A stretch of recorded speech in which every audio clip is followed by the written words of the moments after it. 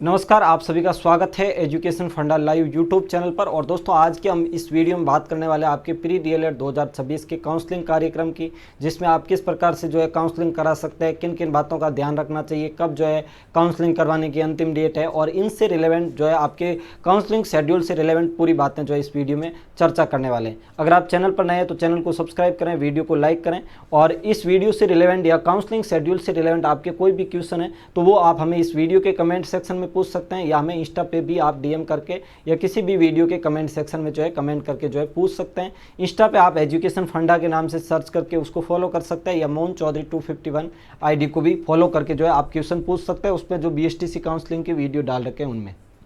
इस कार्यक्रम में हम बात करेंगे कि आपको किन बातों का ध्यान रखना चाहिए, क्या महत्वपूर्ण दिशा निर्देश है, काउंसलिंग की प्रक्रिया के क्या क्या है, कौन कौन से आपको डॉक्यूमेंट वगैरह का ध्यान रखना है, इन सब के बारे में इस वीडियो में हम चर्चा करने वाले। चलिए शुरू करते हैं आपका बिना किसी टाइम वेस्ट किए हुए।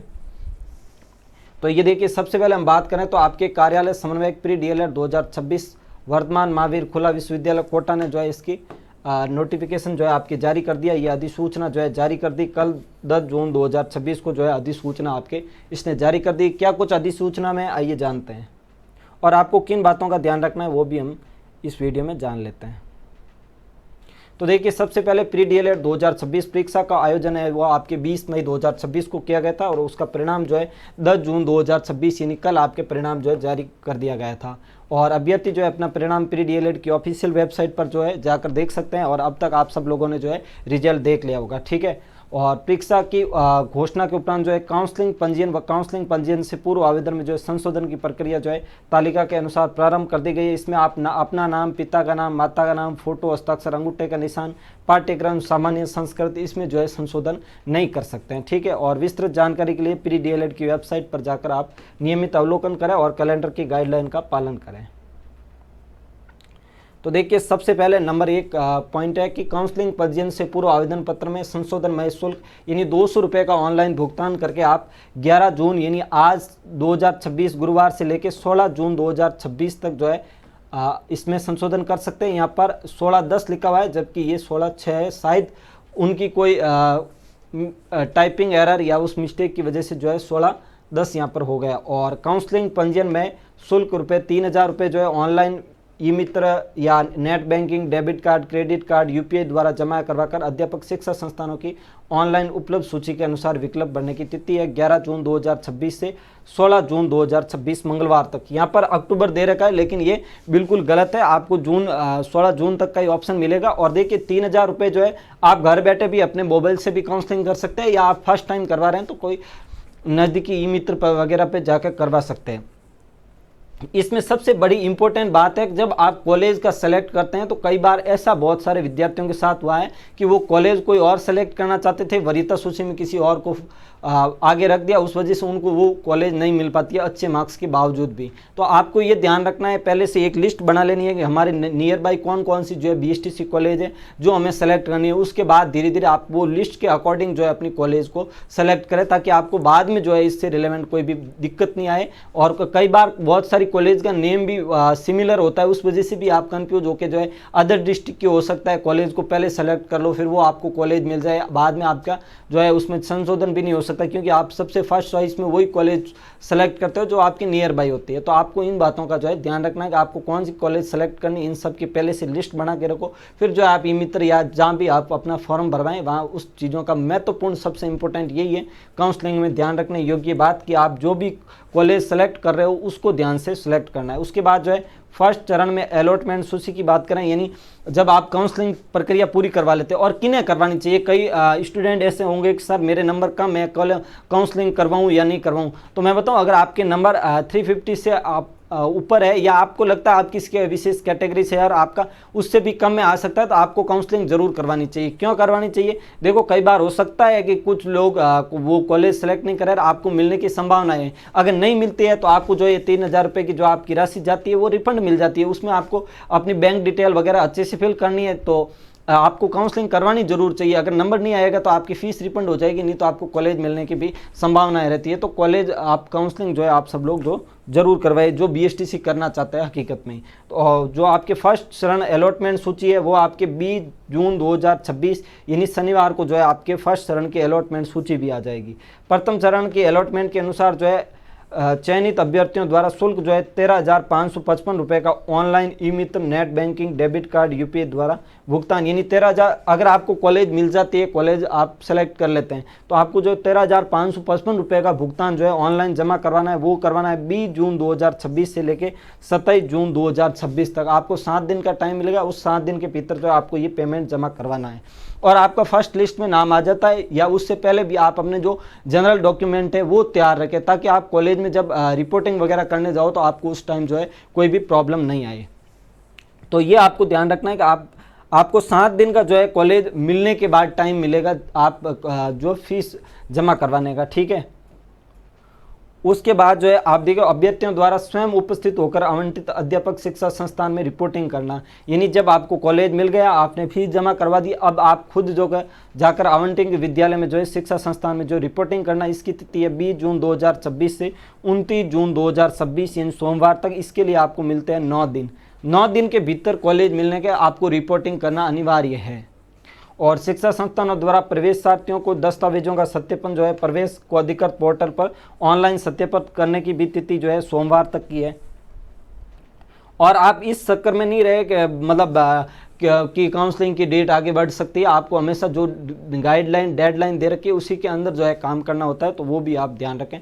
और संस्था द्वारा प्रमाणीकरण उपरांत अभ्यर्थियों द्वारा स्वयं के लॉगिन से प्रोविजनल स्लिप प्राप्त करना, यानी संस्थान के द्वारा प्रमाणीकरण के उपरांत अभ्यर्थियों द्वारा स्वयं के लॉगिन से जो है प्रोविजनल स्लिप प्राप्त करके जो है ये भी आपके 29 जून 2026 तक आपको जमा वगैरह करवा देनी है। उसके बाद अपवर्ड मूवमेंट हेतु आवेदन करने की तिथि, यानी एक बार आपने फीस जमा कराई, आपने कॉलेज में एडमिशन ले लिया, अब आप चाहते हैं मैं इस कॉलेज में नहीं इससे अपर वाली कॉलेज में जाऊं, उसमें एडमिशन लूं, तो उसके लिए आपको अपवर्ड मूवमेंट का ऑप्शन मिलता है। तो जो कि आपके 3 जुलाई 2026 से 4 जुलाई 2026 यानी इसके लिए आपको सिर्फ अपवर्ड मूवमेंट के लिए आपको 2 दिन का टाइम मिलेगा। 2 दिन के अंदर आपको अपवर्ड मूवमेंट के लिए अप्लाई करना होगा, तो उससे जो ऊपर की कॉलेज है आपको मिलने की संभावनाएं रहती है।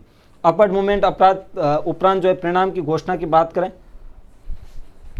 7 जुलाई 2026 तक जो है आपके मंगलवार को जो है परिणाम इसका मिल जाएगा, ठीक है, जो आपके अपवर्ड मूवमेंट का है, ठीक है। उसके बाद अपवर्ड मूवमेंट के पश्चात आवंटित संस्थान में रिपोर्ट करना है। 7 जुलाई 2026 से 9 जुलाई गुरुवार तक जो है आप रिपोर्टिंग कर सकते हैं।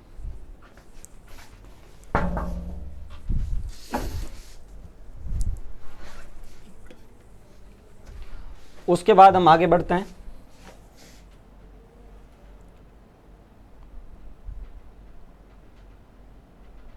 तो ये आपको कुछ दिशा निर्देश दिए, यानी आपको कौन कौन सी बातों का ध्यान रखना है वो भी आप इस वीडियो को बड़े इत्मीनान से आराम से देखिए, ताकि आपको किसी को कोई भी डाउट पूछने की ज़रूरत नहीं रहेगा अब क्या करना है उसका क्या करना है। एक बार जब आप गाइडलाइन को अच्छे से पढ़ लेते हैं, समझ लेते हैं, तो आपको लोगों से सवाल पूछने की आवश्यकता नहीं पड़ती है। तो आपको हमेशा जो विभाग की गाइडलाइन होती है उनका जो है ध्यान रखना। तो देखिए प्री डीएलएड पाठ्यक्रम काउंसलिंग रजिस्ट्रेशन प्रक्रिया तो दिशा निर्देश, तो देखिए प्री डीएलएड 2026 का परिणाम जो है दिनांक 10 जून 2026 को जो है अधिकृत वेबसाइट पर जारी कर दिया, ये हम सब जानते हैं। और प्रवेश परीक्षा में प्रत्येक पारी के प्रश्न पत्रों को जो है निर्धारित फॉर्मूला के अनुसार यानी खंड भाग अ ब स द स्केलिंग और नॉर्मलाइज जो है किया गया, और तत्पश्चात जो है खंड के अनुसार नॉर्मलाइज किए गए अंकों को जोड़कर उनका प्रतिशत यानी percentage after scaling normalisation of marks जारी किया गया, यानी प्रतिशत के आधार पर ही वरीयता का निर्धारण किया जाएगा।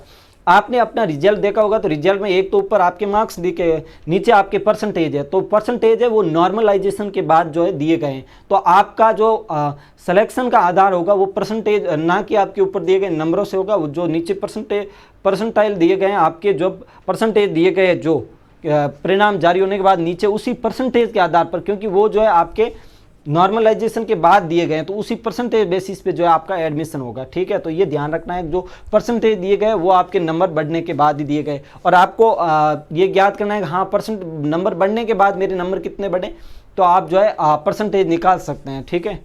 उसके आधार पर आपको आपके मार्क्स पता चल जाएगा, नॉर्मलाइजेशन के बाद आपके नंबर बढ़े हैं या घटे हैं, बढ़े तो कितने बढ़े, घटे तो कितने घटे। पंजीयन अभ्यर्थी द्वारा आवश्यक जानकारी जो है उपलब्ध करवाने के उपरांत अभ्यर्थी द्वारा आवेदन समय भरी गई जानकारी उपलब्ध होगी और अभ्यर्थी को सलाह दी जाती है उस जानकारी को जो सावधानी पूर्वक जांच ले। यानी संशोधन जो करेक्शन पैनल के बटन पर क्लिक करके 200 रुपये के शुल्क के साथ जो है आप संशोधन कर सकते हैं। इसमें जो मूल चीज़ें उनमें संशोधन नहीं कर सकते, कोई बेसिक जानकारी है उसमें जो है संशोधन आप कर सकते हैं।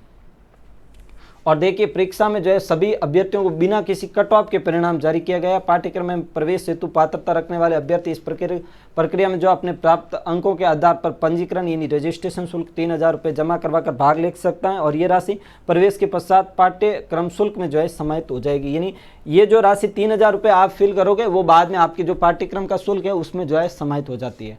और प्री डीएलएड परीक्षा सामान्य संस्कृत के प्रत्येक अभ्यर्थी को एक यूनिक काउंसलिंग आईडी के परिणाम के साथ दे दी गई है। प्री डीएलएड परीक्षा के दोनों पाठ्यक्रमों में जो अल्प भाषा हेतु आवेदन करने वाले अभ्यर्थियों हेतु 2 काउंसलिंग आईडी जारी की गई है। यानी कुछ लोगों ने सामान्य और कुछ ने सामान्य संस्कृत दोनों से जो है आवेदन किया था, तो उनको दो अलग अलग काउंसलिंग आईडी मिली है, तो उनको अलग अलग जो है काउंसलिंग करवानी है। काउंसलिंग आईडी से संबंधित पाठ्यक्रम की काउंसलिंग आईडी का प्रयोग कर अध्यापक शिक्षा संस्थान में प्रवेश का विकल्प भर सकेंगे। उदाहरण के लिए देखिए, किसी अभ्यर्थी ने प्री डीएलएड के दोनों पाठ्यक्रम के लिए आवेदन किया तो उसे सामान्य पाठ्यक्रम के लिए उपलब्ध काउंसलिंग आईडी का चयन कर सामान्य पाठ्यक्रम वाले अध्यापक शिक्षा संस्थानों के विकल्प भरने और संस्कृत पाठ्यक्रम के लिए उपलब्ध काउंसलिंग आईडी का चयन करके जो है संस्कृत पाठ्यक्रम वाले अध्यापक संस्थानों के विकल्प भरने हैं। तो ये भी जो जिन्होंने संस्कृत सेलेक्ट कर रखा है ये उनको ध्यान रखना है। उसके बाद देखिए, इसी तरह किसी अभ्यर्थी ने प्री डीएलएड परीक्षा में अल्प भाषा हेतु आवेदन किया तो उसे सामान्य पाठ्यक्रमों के लिए उपलब्ध काउंसलिंग आईडी का चयन कर जो है सामान्य पाठ्यक्रम वाले शिक्षा संस्थानों के विकल्प भरने, अल्प भाषा पाठ्यक्रम के लिए काउंसलिंग आईडी का चयन कर अल्प भाषा, ये हमने बात कर ली है, ठीक है। उसके बाद नंबर 6 पे बात करें तो देखो, अभ्यर्थी अपने प्रवेश के अवसर पर जो है अधिक सुरक्षित रखने की दृष्टि से अध्यापक शिक्षा संस्थानों के चयन हेतु किए जाने विकल्पों में यानी चॉइस अधिकतम विकल्प भरें। अभ्यर्थी संबंधित पाठ्यक्रम के सभी उपलब्ध अध्यापक संस्थानों का चयन कर सकता है। यानी जितने भी आपके बीएसटीसी में आप करने के जो संस्थान हैं उन सबको जो है आप सेलेक्ट कर सकते हैं और आप जितने अधिकतम करेंगे उतने ही आपको कॉलेज मिलने की जो है संभावनाएं बढ़ जाती है। तो आप ऑल राजस्थान भी सिलेक्ट कर सकते हैं। और विकल्प करने हेतु कोई सीमा निर्धारित नहीं है। अभ्यर्थियों को अध्यापक संस्थान हेतु विकल्प भरने के लिए निर्धारित तिथि के बाद अवसर प्रदान जो है नहीं किया जाएगा। अभ्यर्थी को कम से कम एक अध्यापक शिक्षा संस्थान अथवा एक जिले का चयन आवश्यक रूप से जो है करना होगा।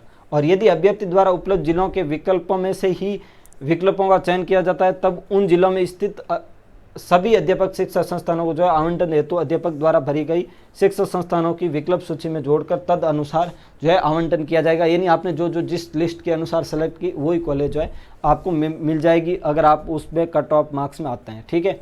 उसके बाद अध्यापक शिक्षा संस्थान आवंटन की प्रक्रिया जो है पूर्णतः ऑनलाइन है। काउंसलिंग प्रक्रिया में भाग लेने से पूर्व अभ्यर्थी को जो है अपने मूल आवेदन पत्र में दर्शाए गए general, SC, ST, OBC, SBC, MBC, EWS तथा सब category, divorce, window, PH, defence इत्यादि की जो जांच कर ले और अपने पास जो है मूल दस्तावेज उपलब्ध हो ये सुनिश्चित कर ले। वैध जाति प्रमाण पत्र के साथ आवश्यक रूप से वैध मूल निवास प्रमाण पत्र, विशेष रूप से मूल निवासी प्रमाण पत्र, यानी आपको कैटेगरी सर्टिफिकेट, डोमिसाइल सर्टिफिकेट, ये सब जो है आपको चाहिए होंगे। अभ्यर्थी के पास अर्हता कैटेगरी परीक्षा में जो है जनरल के लिए 50% व महिला एवं EWS, SC, ST, OBC, MBC, window के लिए 45% से उत्तीर्ण होना जो है अनिवार्य है।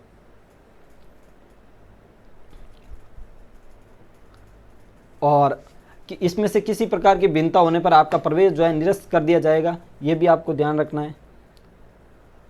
और अध्यापक शिक्षा संस्थानों का चयन हेतु जो है प्री डीएलएड परीक्षा 2026 की अधिकृत वेबसाइट पर जो है अध्यापक शिक्षा संस्थानों के नाम, पता इत्यादि स्पष्ट कर लें व इन अध्यापक शिक्षा संस्थानों के बारे में संपूर्ण जानकारी अच्छी तरीके से प्राप्त कर ले। उसके बाद यानी लिस्ट जो है कॉलेज कौन कौन से इंस्टीट्यूट है जो आपको बीएसटी से करवाएंगे उनकी लिस्ट दे रखी है, उनका एड्रेस दे रखा है, तो उन सब के बारे में पहले से अच्छे से जानकारी प्राप्त कर ले, उसके बाद ही एडमिशन लीजिए आप। और एक से अधिक अध्यापक शिक्षा संस्थानों का चयन करने के साथ ही लॉक करना रहेगा। ऑल राजस्थान का चयन अति सावधानी से करें। अध्यापक शिक्षा संस्थान चॉइस लॉक करने में जो है जल्दबाजी न करें। एक बार जो है लॉक होने पर पुनः शिक्षा संस्थान का विकल्प जो है चयन नहीं होगा। और यदि अंतिम तिथि तक चॉइस लॉक नहीं की जाती तो अंतिम तिथि के उपरांत जो है आपके द्वारा भरी गई चॉइस जो है स्वतः ही लॉक हो जाएगी। नहीं, अगर आपने अंतिम तिथि तक वो लॉक नहीं की चॉइस तो वो आपकी ऑटोमेटिकली लॉक हो जाएगी। और प्रवेश की प्रक्रिया में जो पूर्ण रूप से असफल होने के बाद जो है संस्थान आवंटन से वंचित रहने वाले विद्यार्थियों को जो पंजीकरण शुल्क से 3,000 रुपये में 100 रुपये काटते हुए 2,900 रुपये जो है संस्थान आवंटन के पश्चात नॉन रिपोर्टिंग अभ्यर्थियों के 500 रुपये काटते हुए 2,500 रुपये जो है वापस लौटाया जाएगा। इन जिन्होंने रिपोर्टिंग की कॉलेज नहीं लिया उनको तो 2,500 रुपये और जिनको मिला ही नहीं उनको 29 रुपये जो है वापस मिलेंगे।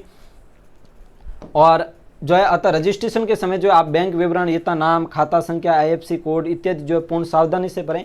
बैंक खाता विवरण गलत दिए जाने वाले की क्षति की जो है संपूर्ण जिम्मेदारी अभ्यर्थी की होगी। यानी आप जब उसमें अपनी बैंक डिटेल फिल करें तो वो अच्छी तरीके से देखकर जो है अपने अकाउंट नंबर, नेम वगैरह सही अच्छी तरीके से फिल करें। अभ्यर्थी को कोई गलत तथ्य या मिथ्या सूचना नहीं देनी है और आधार के इसके आधार पर जो है आप प्रवेश नहीं ले सकते हैं, ठीक है। और अभ्यर्थी द्वारा चयन किए गए शिक्षा संस्थान में प्रवेश शुल्क 13,555 फीस जमा होने और अध्यापक शिक्षा संस्थान द्वारा सत्यापन होने के उपरांत ही अपर्ड मूवमेंट करा सकता है। यानी आपको एक बार कॉलेज मिल गई उसके बाद आपको एक बार फीस जमा करवा के कॉलेज में एडमिशन लेना होगा, उसके बाद ही है जो आप अपर्ड मूवमेंट करवा सकते हैं, अन्यथा नहीं करवा सकते हैं।